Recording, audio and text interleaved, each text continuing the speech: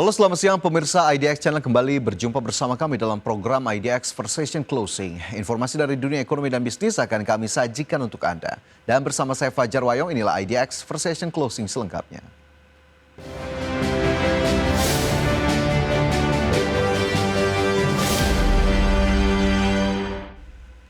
Pemirsa, Presiden Prabowo Subianto menyambut Perdana Menteri Malaysia Anwar Ibrahim di Istana Merdeka, Jakarta Pusat. Kunjungan Anwar Ibrahim dalam rangka konsultasi tahunan ke-13 Indonesia-Malaysia. Berdasarkan pantauan tim IDX Channel, Anwar tiba di istana pukul 10.15 waktu Indonesia Barat. Kemudian Prabowo mengajak Anwar Ibrahim untuk masuk ke dalam ruang kerjanya. Di lokasi tersebut, kedua kepala negara melakukan pertemuan empat mata. Selain itu, Prabowo dan Anwar akan menggelar pertemuan bilateral yang diikuti masing-masing delegasi kedua negara.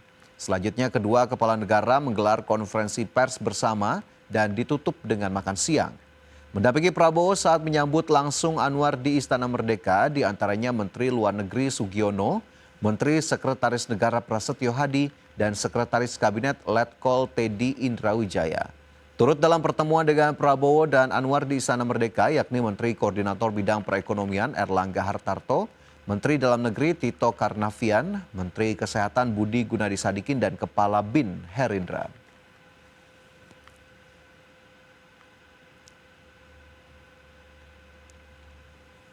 Kita ke informasi lain, pemirsa. Komite Stabilitas Sistem Keuangan memastikan stabilitas sistem keuangan terjaga meski situasi global tak menentu. Ketua KSSK menjelaskan bahwa berbagai kebijakan di sektor keuangan dan ekonomi dipastikan masih cukup untuk mendorong target pertumbuhan ekonomi tahun ini. Komite Stabilitas Sistem Keuangan atau KSSK menegaskan stabilitas sistem keuangan nasional tetap terjaga pada kuartal kedua 2025. Meski dunia tengah menghadapi ketidakpastian yang tinggi, berbagai kebijakan di sektor keuangan dan ekonomi dipastikan masih cukup untuk mendorong target pertumbuhan ekonomi tahun ini.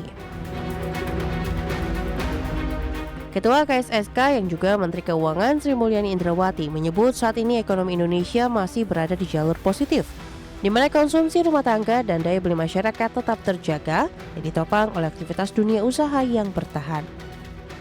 Sri Mulyani juga menyoroti peran penting APBN dalam menjaga daya tahan ekonomi melalui fungsi counter cyclical dan distribusi fiskal yang efektif. SSK optimis bahwa pertumbuhan ekonomi Indonesia pada triwulan kedua akan tetap terjaga.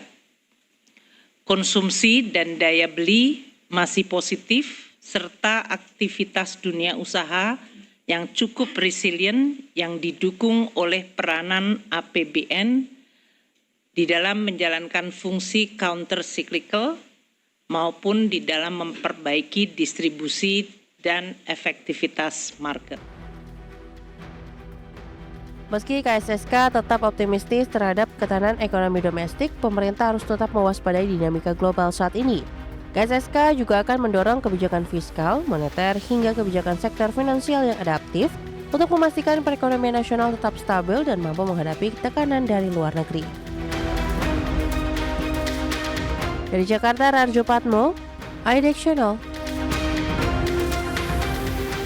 Menteri SDM Bahlil Lahadalia optimistis lifting minyak tahun ini akan mencapai target yang dicanangkan dalam APBN. Hingga Juli 2025, capaian produksi siap jual atau lifting minyak mencapai 602.000 barel per hari. Menteri SDM Bahlil Lahadalia optimistis lifting minyak tahun ini akan mencapai target yang dicanangkan dalam APBN. Hal tersebut disampaikan Bahlil usai melaporkan kinerja sektor migas kepada Presiden Prabowo di Istana Negara. Bahlil menyebut hingga Juli 2025 capaian produksi siap jual atau lifting minyak mencapai 602.000 barel per hari. Adapun target lifting minyak dalam APBN tahun ini mencapai 605.000 barel per hari. Lifting sekarang rata-rata di 602.000 ya. 602.000 barel per day. Rata-rata mulai bulan Juni-Juli. Bahlil mengakui setiap tahunnya target lifting minyak di APBN terus menyusut lantaran kemampuan produksi minyak yang berkurang. Pada tahun lalu, realisasi capaian lifting minyak hanya sebesar 578,7 ribu barel per hari. Di bawah target dalam APBN sebesar 635.000 barel per hari. Dari Jakarta, Tim Liputan, IDEX Channel. Wakil Menteri Perdagangan Diah Roro Esti Widya Putri melepas ekspor kopi Robusta sebanyak 57,6 ton ke Tiongkok. Ekspor kopi ke Tiongkok ini merupakan yang kedua kalinya selama tahun 2025.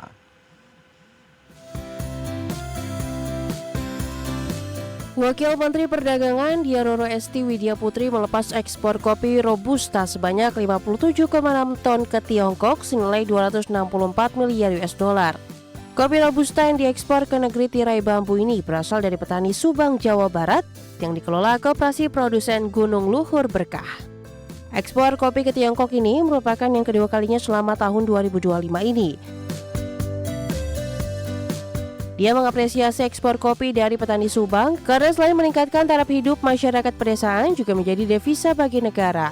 Dengan kondisi global yang cukup dinamis dan pengenaan tarif impor Amerika Serikat sebesar 19%, dia mengaku akan terus mencari cara meningkatkan devisa dengan memperluas pasar luar negeri. Negeri kita dengan kondisi global saat ini, kita akan selalu mengekspor di mana caranya berupaya untuk meningkatkan ekspor kita ke lintas negara. Kalau tadi kan salamnya 5 benua ya. Jadi mudah-mudahan hari ini ke Cina tentu tidak menutup kemungkinan untuk bisa ekspansi ke negara-negara lainnya termasuk di Uni Eropa.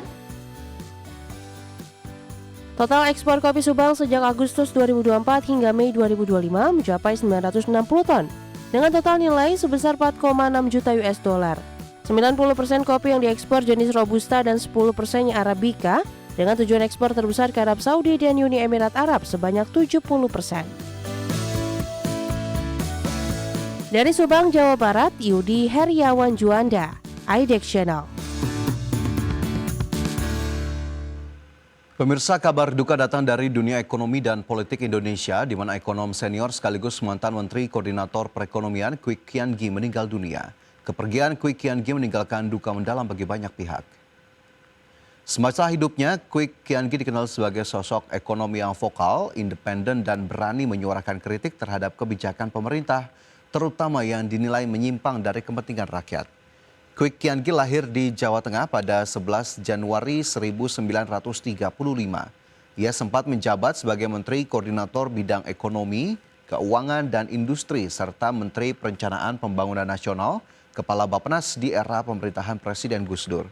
Sebelumnya ia juga menjabat sebagai anggota Dewan Pertimbangan Agung dan anggota Dewan Perwakilan Daerah.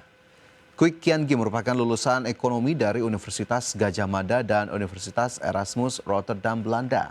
Gagasan yang tajam dan keberpihakannya pada rakyat kecil membuatnya dihormati oleh banyak kalangan, baik di dalam maupun luar pemerintahan.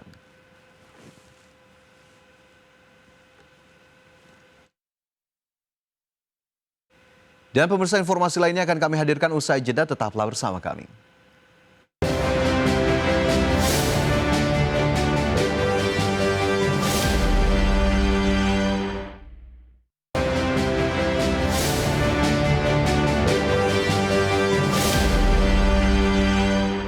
Kembali bersama kami dalam IDX per session closing, kita ke informasi emiten. Emiten energi PT Medco Energi Internasional Tbk mengumumkan telah menyelesaikan akuisisi hak partisipasi dengan Repsol INP untuk mengakuisisi Fortuna International Barbados Inc. yang memegang hak kepemilikan tidak langsung sebesar 24% di PSC Corridor. Di mana proses akuisisi ini bernilai transaksi sebesar 425 juta dolar Amerika dengan penyesuaian sesuai praktik yang berlaku.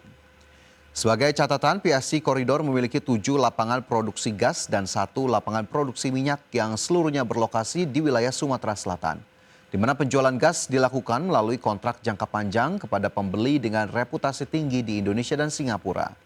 Sebelumnya, Direktur Utama PT Medco Energi Internasional Tbk, Hilmi Panigoro, mengatakan bahwa akuisisi ini sejalan dengan strategi perusahaan untuk memiliki dan mengembangkan aset berkualitas tinggi yang menghasilkan arus kas yang kuat, sekaligus memperkuat komitmen terhadap pembangunan nasional dengan gas alam menjadi tahapan penting dalam perjalanan menuju masa depan rendah karbon.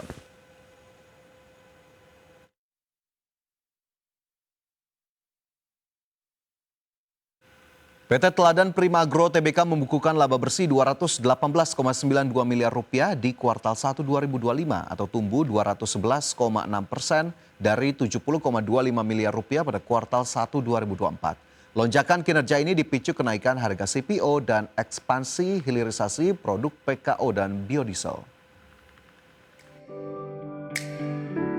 PT Teladan Prima Agro Tbk membukukan laba bersih Rp218,92 miliar kuartal 1 2025. Harga rata-rata CPO melonjak 31,4% mencapai Rp14.365 per kilogram dan harga PK naik 120,9% ke Rp10.488 per kilogram. Sementara itu, volume penjualan CPO naik 6,36% menjadi 78.121 ton. Di sisi lain, pendapatan hilirisasi CPO KO turut naik dengan harga jual Rp23.161 per kilogram dan volume 2.510 ton. Sementara itu, total pendapatan Januari hingga Maret 2025 mencapai Rp1,28 triliun, naik 49,1% dibandingkan periode yang sama tahun lalu yang hanya sekitar Rp858 miliar. Kontribusi terbesar datang dari penjualan CPO PK dan produk lainnya. Teladan Prima Agro membidik pendapatan Rp4,63 triliun sepanjang 2025, naik 10% dari realisasi Rp4,21 triliun di 2024. TLDN resmi mengakuisisi 99,99% saham PT Cipta Davia Mandiri senilai Rp136,32 miliar pada 13 Juni 2025. CDM kini menjadi anak usaha penuh dan segera dikonsolidasikan ke laporan keuangan induk. Aksi ini bertujuan memperluas lahan kebun, meningkatkan kapasitas produksi, dan memperkuat nilai aset strategis perusahaan. Dengan lonjakan laba dan pendapatan di triwulan pertama ditopang oleh akuisisi strategis, CDM, dan target ekspansi ambisius, Teladan Prima Agro membangun fondasi pertumbuhan berkelanjutan. Fokus pada hilirisasi dan efisiensi teknologi menjadi kunci memperkokoh posisi di pasar kelapa sawit nasional dan global. Berbagai sumber, IDEX Channel. PT Superior Prima Sukses Tbk, produsen bata ringan AAC merek Blaskon dan Superior Block mulai membangun pabrik kelima di Banjarnegara, Jawa Tengah. Lahan seluas 5,9 hektar ini dipersiapkan untuk kapasitas produksi hingga 1 juta meter per tahun dengan investasi sekitar Rp250 miliar yang akan rampung pertengahan 2025. Produsen bata ringan AAC merek Blaskon dan Superior Block, PT Superior Prima Sukses Tbk mulai membangun pabrik kelima di Banjarnegara, Jawa Tengah. Lokasi Banjarnegara dipilih strategis untuk memenuhi permintaan material konstruksi di wilayah Jateng yang belum memiliki produsen lokal. Efeknya pelanggan mendapat akses harga lebih kompetitif, pengiriman lebih cepat, dan stok lebih tersedia. Blas memproduksi dua merek unggulan, Blaskon dan Superior Block, sebagai bata ringan berkualitas premium serta semen mortar Blastbond dan Superior Bond yang mempercepat proses pemasangan dinding konstruksi. Perusahaan menekankan keunggulan produk seperti ringan, presisi, tahan api, dan hemat material. Meski menjadi market leader bata ringan AACC di Indonesia, pasar konstruksi di daerah masih terbuka luas. Ekspansi pabrik menjadi strategi utama untuk memperluas jangkauan pasar nasional dan mengisi kebutuhan material di daerah yang belum terlayani. Perusahaan juga perlu mengatasi tantangan logistik distribusi ke sektor konstruksi seperti akses ke lokasi terpencil serta fluktuasi harga bahan baku semen dan pasir silika. Meski demikian, kehadiran pabrik lokal di Banjarnegara diyakini bisa menurunkan biaya distribusi signifikan. Berbagai sumber, IDEX Channel. Selanjutnya kita ke indeks harga saham gabungan. Pemirsa, terpantau IHSG masih melanjutkan penguatan dan masih bertahan di atas level 7.600. Berdasarkan data dari IDX Mobile, pemirsa, IHSG bergerak ke level 7.624 atau naik 0,12% hingga penutupan perdagangan di sesi pertama Selasa 29 Juli 2025. IHSG sempat menyentuh level tertinggi di 7.641 sebelum akhirnya berhenti di 7.624 yang juga masih berada di zona penguatan. Adapun 284 saham mencatatkan penguatan, 342 saham melemah, 330 saham lainnya bergerak stagnan. Nilai transaksi mencapai 6,92 triliun rupiah. Melajunya indeks harga saham gabungan cukup positif sejak perdagangan awal Juli, di mana terpantau dalam 4 pekan terakhir hanya pada tanggal 22 Juli IHSG ditutup di zona merah yang sebelumnya juga sempat mengalami pergerakan pelemahan di awal Juli hingga 4 Juli 2025 dan selebihnya selalu konsisten ditutup di zona hijau. Dan jika kita lihat dalam 3 bulan terakhir IHSG naik 12,97%, dalam 1 pekan terakhir indeks menguat 3,81%. Dan kita cermati sejumlah saham yang masuk dalam kategori top gainers pada perdagangan di sesi pertama hari ini. Di mana saham-saham diantaranya ada BRPT yang naik 6,07% ke level 2.620, BRMS juga naik 5,88% ke 468, CDIA masih melanjutkan pergerakan positif kembali naik 6,56% ke 1.950 dan juga BKSL naik 9,77% ke Rp146. Sementara itu top losers ada saham seperti MDKA yang turun 1,54% ke 2.550, saham Dewa terkoreksi 1,69% ke 232, Mina turun 2,19% dan juga INKP yang melemah 2,94% ke Rp6.600. Dari sisi sektoral, infrastruktur masih memimpin penguatan naik 1,14%, diikuti barang baku yang juga menguat 0,92%, sementara industri melemah 0,42%, transportasi dan logistik juga terkoreksi 0,36%.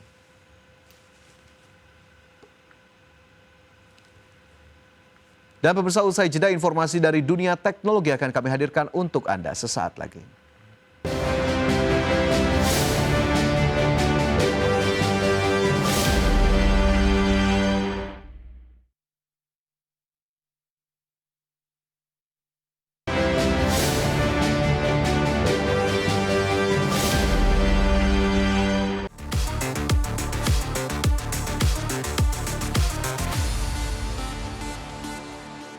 Pemirsa, dunia robotika kembali diwarnai inovasi menarik dari perusahaan China Unitree Robotics yang meluncurkan robot humanoid bernama R1 dengan harga terjangkau sekitar $5.900 Amerika Serikat. Robot ini menunjukkan kemampuan jasmani luar biasa seperti berlari, melakukan cartwheel, handstand hingga pukulan dan tendangan ala seni bela diri. Unitree R1 memiliki bobot sekitar 25 kg dan tinggi sekitar 4 kaki. Robot ini dirancang dengan 26 sendi yang memungkinkan gerakan yang cepat dan fleksibel, termasuk akrobatik seperti handstand dan cartwheel. R1 menggunakan AI multimodal yang mampu mengenali suara dan gambar, serta terhubung dengan Wi-Fi 6 dan Bluetooth 5.2 untuk komunikasi canggih. Dengan harga kurang dari $6.000, R1 adalah salah satu robot humanoid paling terjangkau di pasar saat ini. Jauh lebih murah dibandingkan robot sejenis seperti Tesla Optimus yang diperkirakan dihargai minimal $20.000. Meski demikian, Unitree belum mengungkap secara rinci kegunaan praktis robot ini selain menunjukkan kebolehan gerak dan kemampuan kustomisasi yang fleksibel. Meski demo R1 menampilkan keahlian olahraga dan bela diri, beberapa pengguna dan pengamat mempertanyakan manfaat praktis robot tersebut dalam tugas sehari-hari seperti bantu pekerjaan rumah atau industri. Unitree menganggap gerakan dinamis sebagai fondasi utama untuk memperluas aplikasi robot di masa depan, dan R1 dapat diprogram untuk berbagai fungsi. Robot Unitree R1 membuka babak baru dalam dunia robotik humanoid dengan perpaduan kemampuan akrobatik dan kecerdasan buatan dalam paket yang lebih murah dari biasanya. Walau masih butuh pengembangan lebih lanjut untuk aplikasi praktis, R1 menandai langkah maju penting menuju robot humanoid yang lebih mudah dijangkau dan multifungsi. Berbagai sumber, IDEX Channel. Penggemar seri kartun kultus Toxic Crusaders dapat bersiap menyambut game adaptasi resmi yang dijadwalkan rilis pada tanggal 4 Desember 2025. Game ini hadir di berbagai platform utama seperti PlayStation 4 dan 5, Xbox One dan Series XS, Nintendo Switch, serta PC lewat Steam. Toxic Crusader adalah game aksi side-scrolling bergenre beat me up dengan visual pix art yang mengusung gaya khas era 1990-an. Dalam game ini, pemain bisa memilih dari 7 karakter berbeda, masing-masing dengan kemampuan unik dan dapat bermain kooperatif lokal hingga 4 pemain, menghadirkan pengalaman seru bersama teman. Adaptasi ini meneruskan alur cerita kartun aslinya dengan pertarungan melawan GR, Killmorph, dan pasukan Radiator Ranger di kota fiktif Thormaville. Selain tokoh lama seperti Toxie dan Jungxiar, ada juga karakter baru yang diperkenalkan seperti Yufone, pacar Toxie, dan ibu Toxie Mrs. Junko menambahkan warna baru dalam gameplay dan narasi. Game ini juga dilengkapi cutscene bergaya motion comic dengan suara pengisi karakter asli yang membawa nuansa kartun ke dalam game. Fitur kooperasi lokal hingga 4 pemain memperkuat keseruan bertempur bersama, serta penuh dengan humor dan easter egg yang merujuk pada franchise Trauma Cultus. Dengan rilis resmi pada 4 Desember 2025, Toxic Crusader siap menghadirkan pengalaman Beat Me Up yang menggabungkan aksi penuh warna dan nostalgia kartun kultus. Game ini menjadi hadiah bagi penggemar dan pecinta game kooperatif. Berbagai sumber IDX Channel. Fujifilm X-E5 hadir sebagai kamera mirrorless bergaya rangefinder yang kompak dan elegan, di mana kamera ini menggabungkan performa flagship dengan desain ringkas, cocok untuk fotografer yang mengutamakan kualitas dan mobilitas.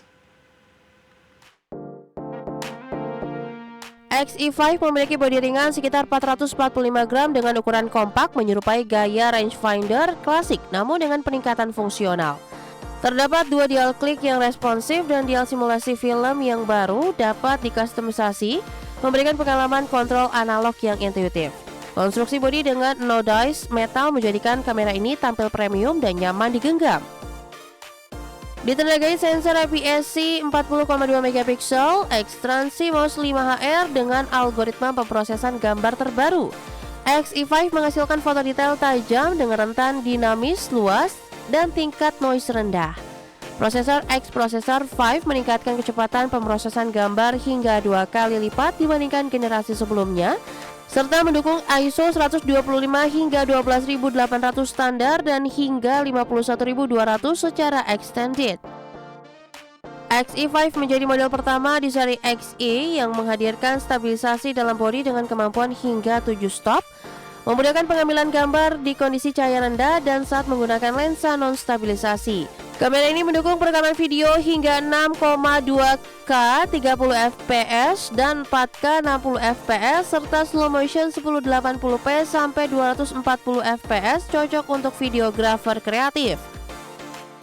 Teknologi autofocus X-E5 mengombinasikan 425 titik EF hybrida kontras dan fase yang didukung AI untuk deteksi wajah dan mata akurat, memastikan fokus tajam bahkan pada subjek yang bergerak cepat.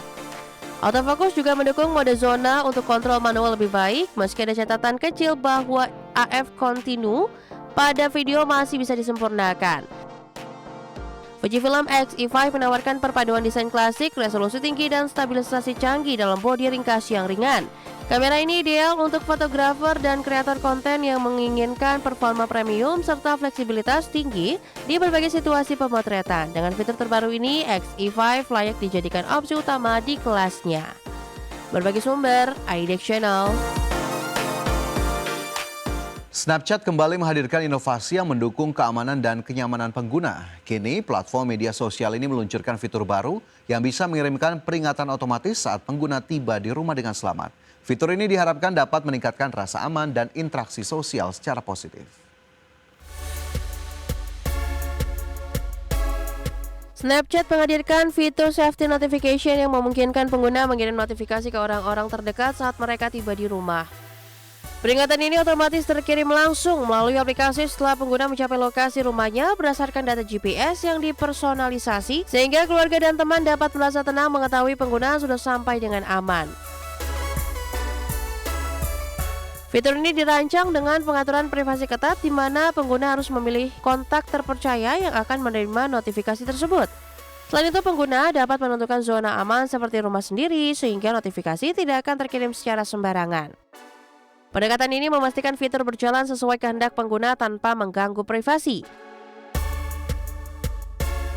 Snapchat menyatakan fitur ini sebagai bagian dari misi memperkuat rasa aman sekaligus menjaga hubungan pengguna dengan keluarga dan teman.